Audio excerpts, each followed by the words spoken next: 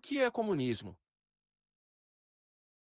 Comunismo é uma doutrina política e econômica que visa substituir a propriedade privada em uma economia baseada no lucro pela propriedade pública e controle de pelo menos os principais meios de produção, por exemplo, minas, usinas e fábricas, e os recursos naturais de uma sociedade.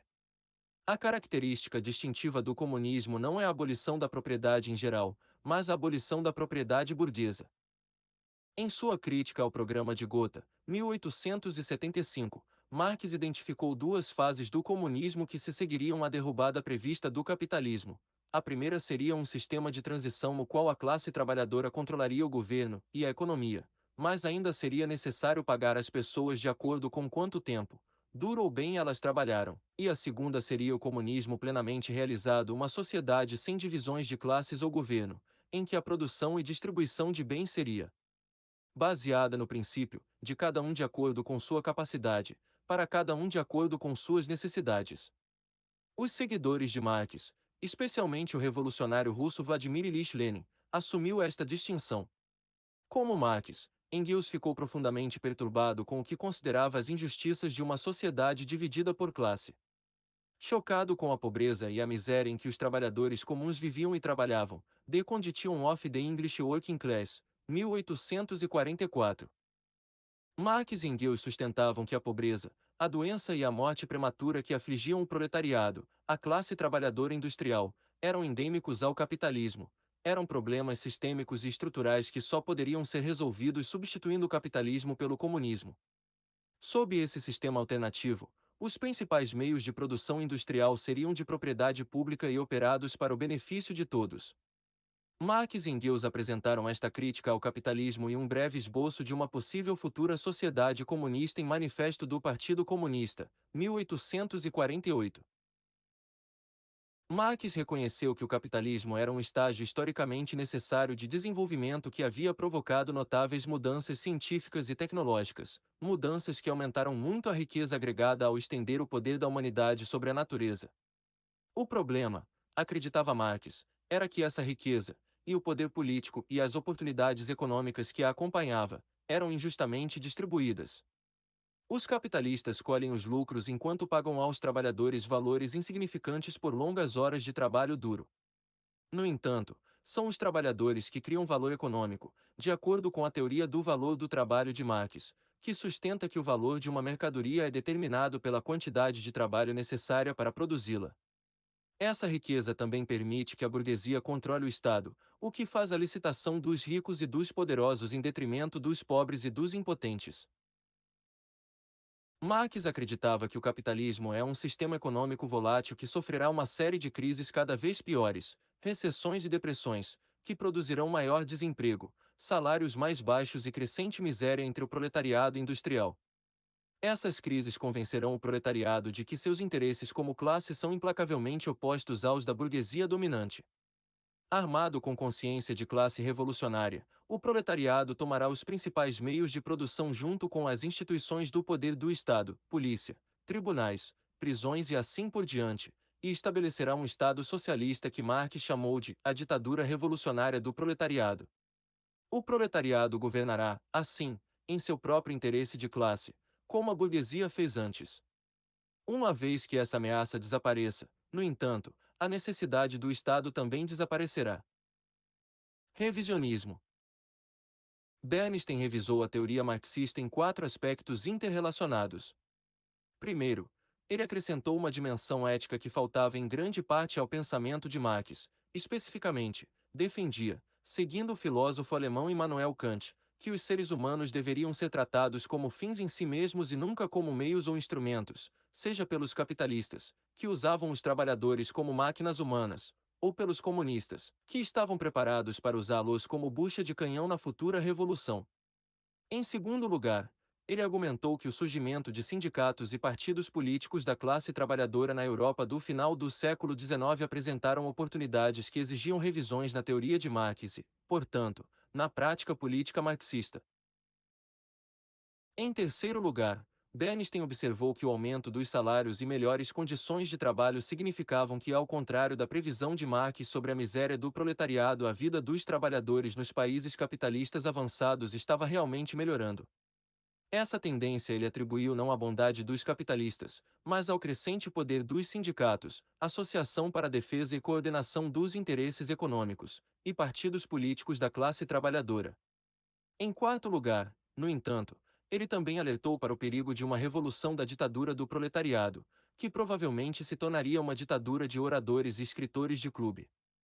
Com base nessas quatro revisões, então, Bernstein defendeu uma reforma gradual e pacífica, em vez de uma revolução proletária violenta. Os marxistas ortodoxos classificaram Bernstein como um burguês e um traidor contra-revolucionário da causa. O principal entre seus críticos comunistas era Lenin, que havia dedicado sua vida à transformação revolucionária da Rússia. O comunismo revolucionário de Lenin. A Rússia no início do século XX era um cenário improvável para a revolução proletária que Marx havia previsto. Sua economia era principalmente agrícola, suas fábricas eram poucas e ineficientes e seu proletariado industrial era pequeno. A maioria dos russos eram camponeses que cultivavam terras pertencentes a nobres ricos. A Rússia, em suma, estava mais próxima do feudalismo do que do capitalismo.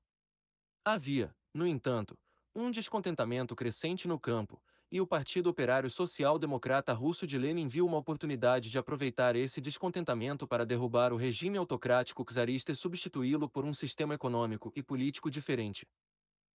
Lenin foi o principal arquiteto desse plano. Como chefe da facção bolchevique revolucionária do partido, Lenin fez duas mudanças importantes na teoria e na prática do comunismo, como Marx havia imaginado, mudanças tão significativas que a ideologia do partido foi posteriormente renomeada como marxismo-leninismo. O primeiro era que a revolução não poderia e não deveria ser feita espontaneamente pelo proletariado, como Marx esperava, mas deveria ser feita por trabalhadores e camponeses liderados por um partido de vanguarda de elite composto por intelectuais de classe média radicalizados como ele. Secreto, rigidamente organizado e altamente disciplinado, o Partido Comunista educaria, guiaria e dirigiria as massas. Isso era necessário, afirmou Lenin, porque as massas, sofrendo de falsa consciência e incapazes de discernir seus verdadeiros interesses, não podiam ser confiáveis para governar a si mesmas.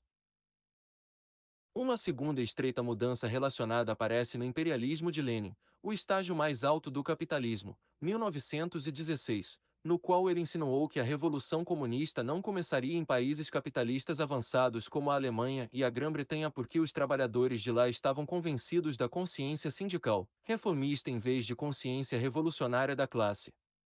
Os capitalistas colheram superprofissões, das matérias-primas baratas e mão de obra disponíveis nessas colônias e, assim, foram capazes de subornar os trabalhadores em casa com salários ligeiramente mais altos, uma semana de trabalho mais curta e outras reformas. Assim, ao contrário das expectativas de Marx, a Revolução Comunista começaria em países economicamente atrasados, como a Rússia, e nos países coloniais oprimidos e explorados da periferia capitalista, mais tarde chamado de Terceiro Mundo.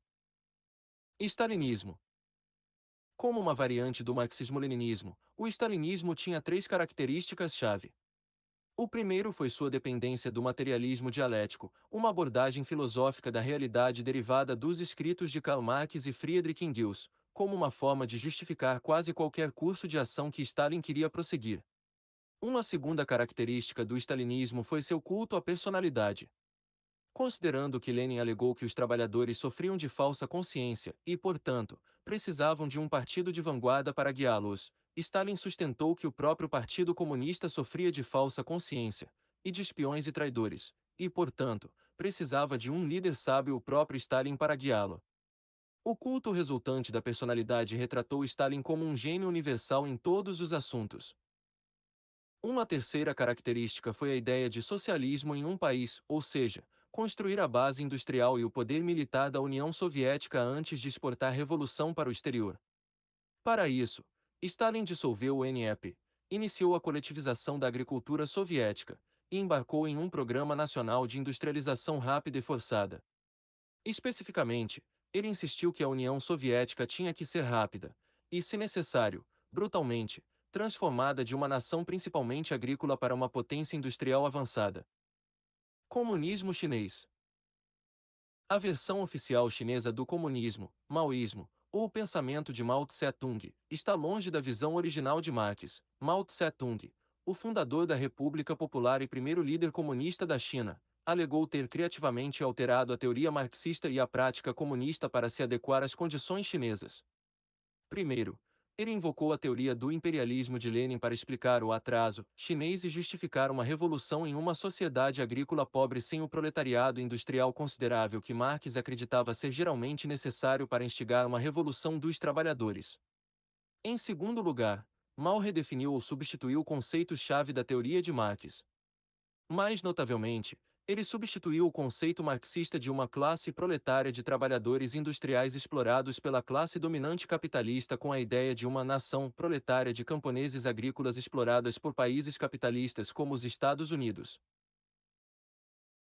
Mal imaginou os países proletários cercando os países capitalistas e travando guerras de libertação nacional para cortar fontes estrangeiras de mão de obra barata e matérias-primas, privando assim os países capitalistas das receitas cada vez maiores que são a força vital de suas economias. Dicionário. A propriedade privada é o produto, o resultado, a consequência necessária do trabalho alienado, da relação externa do trabalhador com a natureza e consigo mesmo.